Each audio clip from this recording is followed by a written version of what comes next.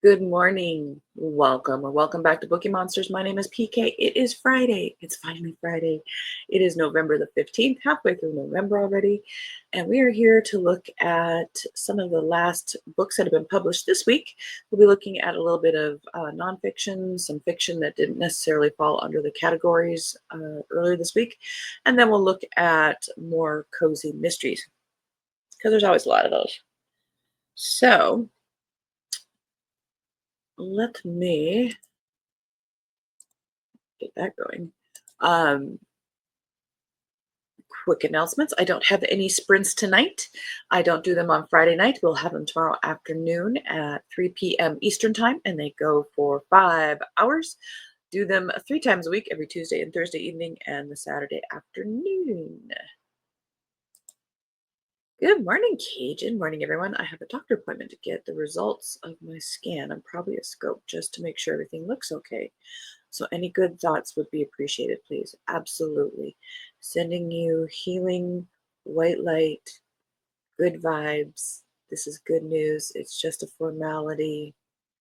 And afterward, treat yourself to something special. A book, cup of coffee. Let me fix my light a little bit here. Okay. Absolutely.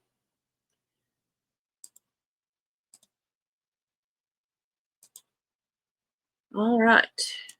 First up, first three are fiction. I Am the Nomad. First book in a War of Fear series by Umberto Norolici. Based on actual events surrounding Genghis Khan's death squad of special operators known as the Mangode. This is a historic saga, etc. Uh, this book begins the legend of Yasote, a gifted young prince whose search for purpose takes a dramatic turn, saving an illiterate nomad from captivity. He embarks on a hero's journey far from home to learn the true meaning of life. Murder, kidnapping, and revenge soon find Yasote in a thrilling race against time to save someone he loves from a fate worse than death. Takes the reader to the 12th century Eurasian steppe. And I do like the cover for some reason. This next, well, next book kind of defied categorizing. It was categorized under multiple genres. This is called Toto by A.G. Hackworth. The true hero of The Wizard of Oz takes center stage in this book.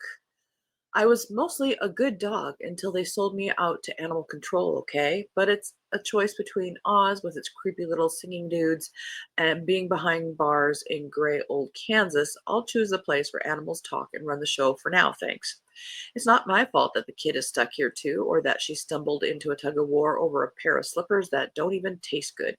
Now one witch in good eyeliner calls her pretty, and we're off on a quest. Teenagers. I'll try to tell her she's falling in with the wrong crowd when she befriends a freaking hedge wizard made of straw, that blue jay with revolutionary aspirations, and the walking tin can. Still, I'm not one to judge when there's the small matter of a coup in the Forest Kingdom. Look, something really stinks in Oz, and this wizard guy and the witches positively reek of it. As usual, it's going to be up to a sensible little dog to do a big dog's job and get to the bottom of it. And trust me, little dogs can get away with anything. I believe it.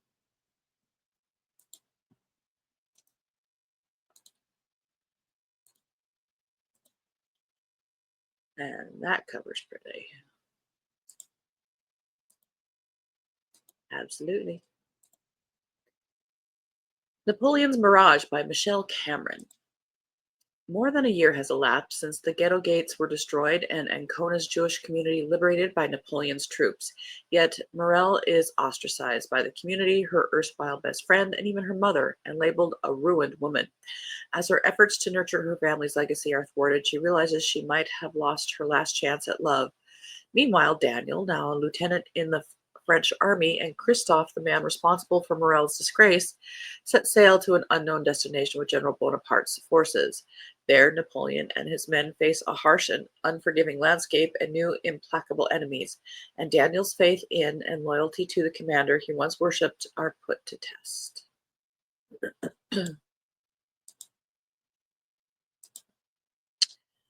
The rest of these in this list are nonfiction.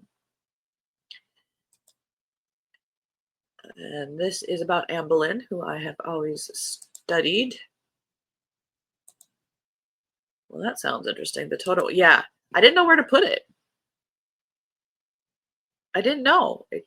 Fantasy because sentient little dog, but I don't know. Thorns, Lust and Glory, The Betrayal of Anne Boleyn by Estelle Parenque. In this groundbreaking biography of Queen Anne Boleyn, learn how the ill-fated second wife of Renaissance kings Henry VIII met her downfall and how she came to be so vilified and misunderstood. Anne Boleyn has mesmerized the general public for centuries. Her tragic execution at the Tower of London on the 19th of May, 1536, orchestrated by her own husband, never ceases to intrigue. While many stories of Anne's downfall have been told, few have truly traced the origins of her grim fate. This book takes us back to where it all started, to France, where Anne learned the lessons that would set her on the path to becoming one of England's most infamous queens. A fascinating new perspective on Tudor's history, most enduring story. This book is an unmissable account of a queen on the edge. End of row one. Here's another one about Queen Anne Boleyn. Don't know why, but there's two this week. Have you ever watched Claire Ridgway's YouTube channel, The Anne Boleyn Files? No, I haven't.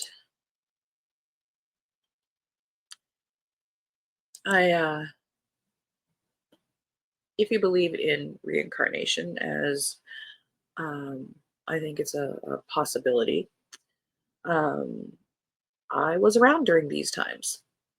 That could be why I'm very interested in it. Planning the Murder of Anne Boleyn by Carolyn Angus. Anne Boleyn's downfall was driven by political machinations, religious conflict, and alliances with little connection to her alleged crimes. Absolutely, she was framed.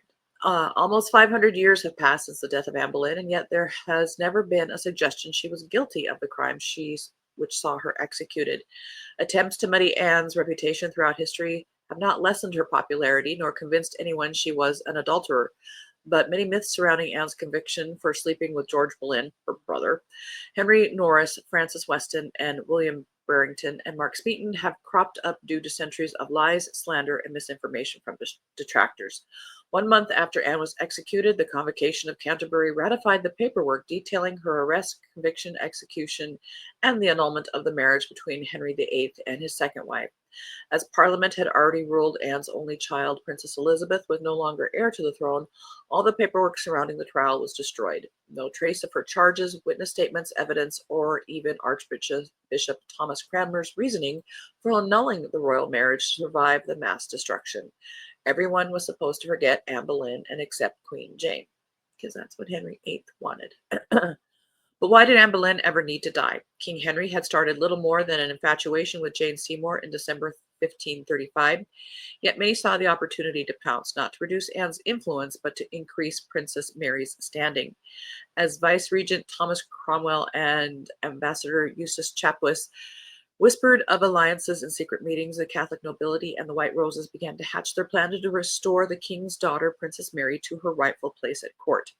Just as Catherine of Aragon died, Anne Boleyn felt secure as England's queen, only to find that her adversary's death would soon bring on her own. Why did political and religious enemies of Thomas Cromwell seek him in the months leading to Anne's death, expecting his cooperation to restore Princess Mary? Did Jane Seymour have any significance, and why did King Henry and Thomas Cromwell get into a public shouting match at a dinner party?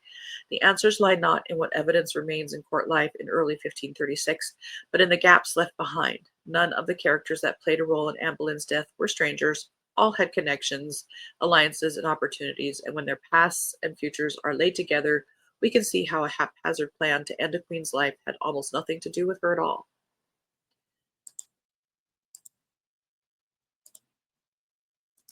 Yep. Plus, she was rather strong willed.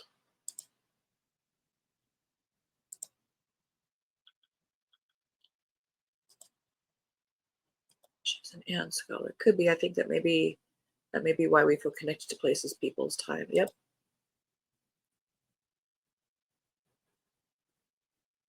My theory is it's just different aspects of a overall soul. Just like if you look at a hand, the hand doesn't cease being a hand if you're focusing on individual fingers. The fingers are all part of the hand, and it get lets us experience and learn and get closer to universe with a capital U. 4 points of the compass: The Unexpected History of Direction by Jerry Broughton. This sounded kind of interesting. North, south, east, and west. Almost all societies use these four cardinal directions to orientate themselves and to understand who they are by projecting where they are. For millennia, these four directions have been foundational to our travel, navigation, and exploration and are central to the imaginative, moral, and political geography of virtually every culture in the world. Yet they are far more subjective and sometimes contradictory than you might realize. This book leads us on a journey of directional discovery. Societies have understood and defined directions in very different ways based on their locations in time and space. The author reveals why Hebrew culture privileges east, while Renaissance Europeans began drawing north at the top of their maps, why early Islam revered the south, why the Aztecs used five color coded cardinal directions, and why no societies, primitive or modern, have ever orientated themselves westward. In doing so, politically loaded but widely used terms such as the Middle East, the Global South, the West Indies, the Orient, and even the Western world take on new meanings. Who decided on these terms and what do they mean for geopolitics? How have directions like East and West taken on the status of cultural identities, or more accurately, stereotypes? And there's another paragraph there, but we're going to move on. But I thought that was really fascinating and that somebody thought to write about it. Crazy. People are clever, and we get to benefit from it.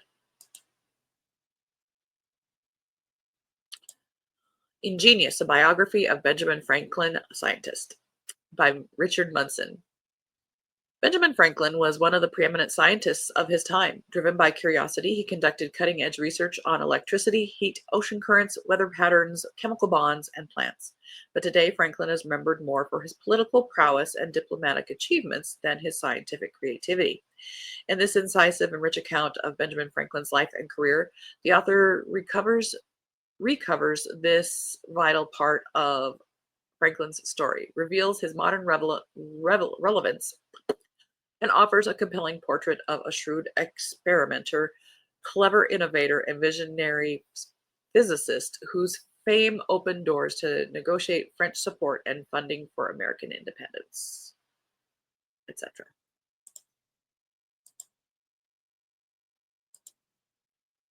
And I've always been fascinated by revolutionary America. The people involved were very amazing. I know that that's not very grammatical, but they just gobsmack me. The Power and the Glory, Life in the English Country House Before the Great War. I love books and movies set in that time period. This is a history. A spirited history of the English country house in its golden age. For generations, the great palaces of Britain were home to living histories, noble families that had reigned for centuries. But by the end of the 19th century, members of elite society found themselves for the first time in the company of arrivistes. Their new neighbors, from chorus girls to millionaire greengrocers to guano impresarios, lacked lineage and were unencumbered by the weight of tradition. In this book, the author reconstructs life in the country house during its golden age before the Great War, when Britain ruled over a quarter of the Earth's population and its stately homes were at their most opulent. But change was on the horizon. The landed classes were being forced to grapple not only with new neighbors, but also with new social norms and expectations.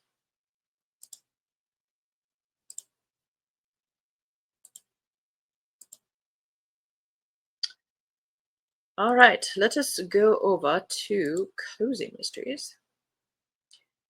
And what I think I might do, there are a lot, and we just don't have time. So instead of me reading them, we're just going to do a quick pop in and pop out. We ended on this fascinating woman on Monday. A Quaint and Curious Christmas Murder, a third in the Raven Hollow mystery series by Deanne Marcus Rupert. That looks cute. You know, I do that cup of coffee on the morning show. They're all turning to Christmas ones on YouTube. Like, we're not there yet. I refuse to do Christmas until after Thanksgiving. That is the way. That is the law. Banquet Hall Murder by R.M. Murphy, fourth in the Rolling Dough Pizza Truck Mystery. I wish there were a pizza truck here. And it parked in our parking lot. No, I don't really need that.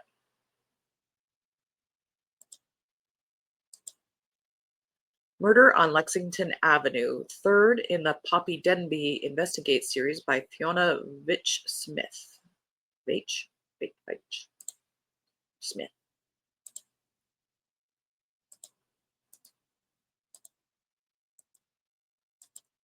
Fortune's Secrets, a Claire Wallens mystery, book number 14. Good for the author by J.A. Whiting. It's Christmas, but it's pretty. I like it. I like steak. Ghost Rider, second in the Salem Spirits Cozy Mysteries by Dina Marie. Oops, sorry, forgot to click on it. Give it its few seconds of fame. End of that row.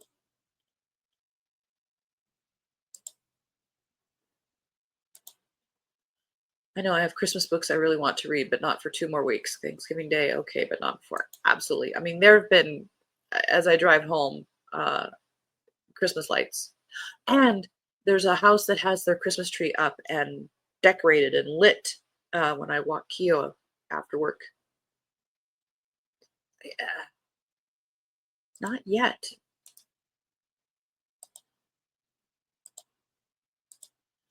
A Body at the Grand Hotel by Benedict Brown, fourth in the Mary's Quinn mysteries.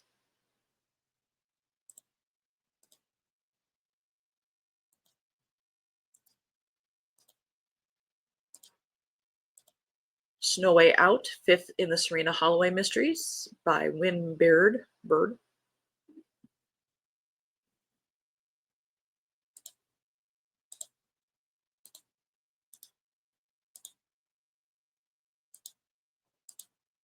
Cool Ghoul Fall, A Lady of the Lake School for Girls Cozy Mysteries, 29th in that series by Serena Dory. That's pretty.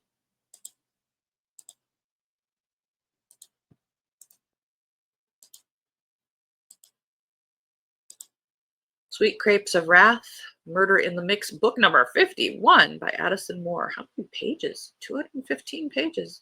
Wow. End of that row.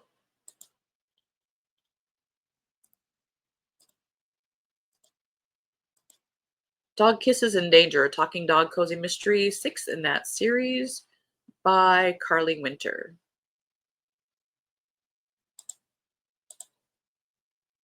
I'll be glad when we get past the cartoon covers trend.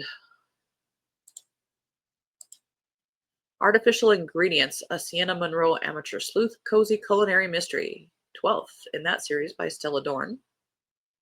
And She Has No Face. I'll be glad we're done with that one too.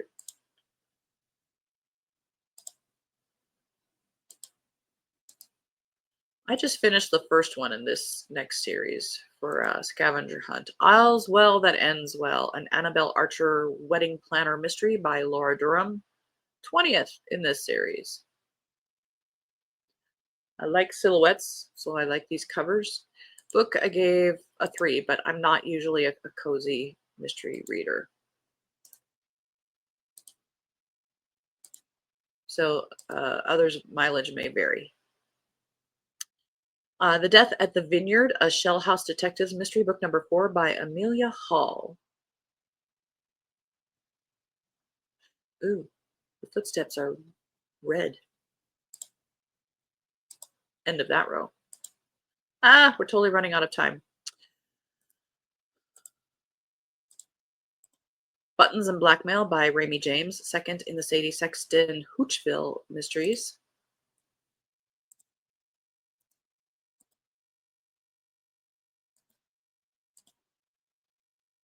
Murder at the Fabulous Feline Emporium by Carrie Kilgore.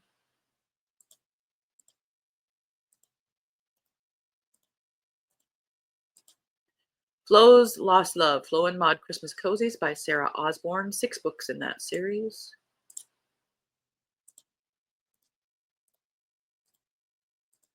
A Sprinkle of Death by Angela K. Ryan, 10th in a Seaside Ice Cream Shop mystery series.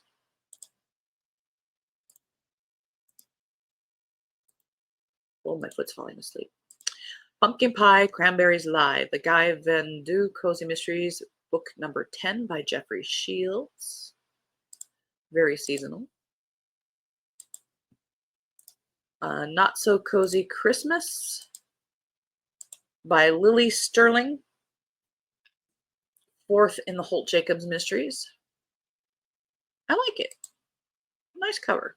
Minimalist, but impactful. I like it.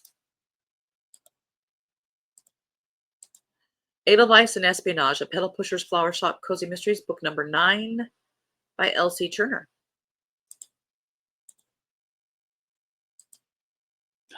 Look at that. We almost made it right on time. Custard Cream Conspiracy, Auntie Clem's Bakery, book number 24. And this is 320 pages. Good for this author, P.D. Workman.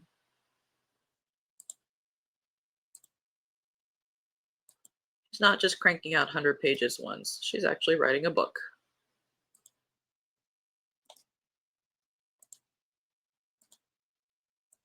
Exhausted in Ohio, the Midlife Crisis Mystery, book number 5 by Diana Zarissa.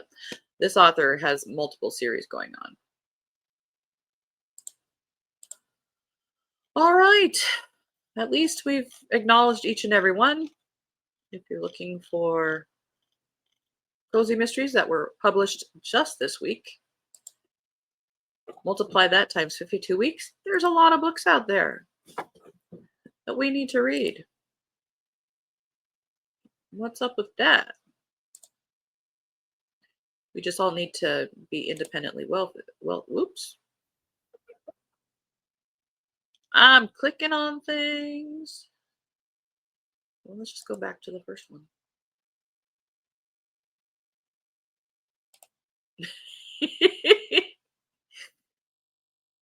I got into a little habit here of clicking and moving that my hand says, let's keep clicking and moving. All right. Wow, that is rushing. It must be an artificial trio. They'll need another one before Christmas. Yeah, I think it is. Because it's perfect, you can tell. And they're going to start putting decorations up this weekend. It helps with my depression to have a pretty home, and it's a long process to put things up. Absolutely. Absolutely. That is a good argument for that side. Cajun says hello to Emily. And Emily says hi back. I do not like the cartoon covers, especially when the book turns are out. Oh, yep, you're right. And some of them, like earlier this week, or was it last week?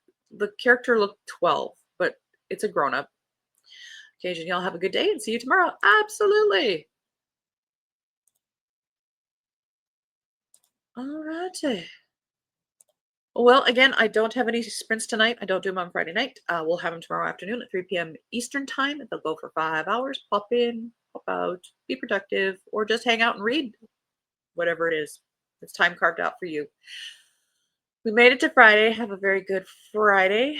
And you guys are in my heart. And Cajun, extra loving vibes your way. Emily, I hope you're feeling better today after a bad day.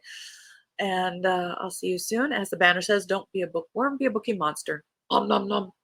Have a good day. God bless.